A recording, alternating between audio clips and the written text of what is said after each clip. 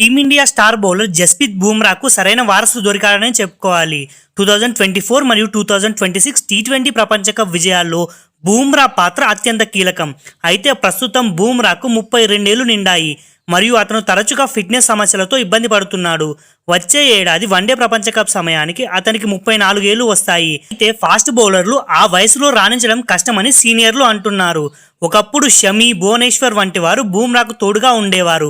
కానీ వారు దూరం అయ్యాక భారత్ బౌలింగ్ బలహీనపడింది. హర్షదీప్ సింగ్, హర్షిత్ రాణా, ప్రసిద్ధ్ కృష్ణ వంటి వారు భారీగా పరుగులు ఇస్తున్నారు. సిరాజ్ వన్డేల్లో రాణిస్తున్న టీ20లో ఆశించిన స్థాయిలో లేడు. ఉమ్రాన్ మాలిక్, మయాంక్ యాదవ్ వంటి యువ ఫేసర్లు నిలకడగా ప్రదర్శించలేకపోతున్నారు. అయితే ఇలాంటి సమయంలో జమ్మూ కాశ్మీర్కు చెందిన యువ సంచలనం అకీబ్ నబీ ఇప్పుడు బూమ్రాకు వారసుడిగా కనిపిస్తున్నాడు. అతను ఈ సీజన్ రంజీ ట్రోఫీలో 10 మ్యాచ్ల్లో 60 వికెట్లు తీసి రికార్డు సృష్టించాడు. మొత్తం 40 ఫస్ట్ క్లాస్ మ్యాచ్ల్లో 150 వికెట్లు పడగొట్టాడు. బౌలింగ్తో పాటు బ్యాటింగ్లోనూ రాణించగలడు. విజయ్ హజారే ట్రోఫీలో హైదరాబాద్పై 114 పరుగులు చేసి 3 వికెట్లు తీశాడు. ఐపీఎల్ వేలంలో ఢిల్లీ క్యాపిటల్స్ 8,40,00,000కు అతని సొంతం చేసుకుంది. అయితే సౌరవ్ గంగూలీ వంటి దిగ్గజాలు కూడా అకీబ్ నబీ ప్రతిభను ప్రశంసించారు. టీమిండియా అతని కోసం ఎదురు చూస్తుందని ఆయన పేర్కొన్నారు.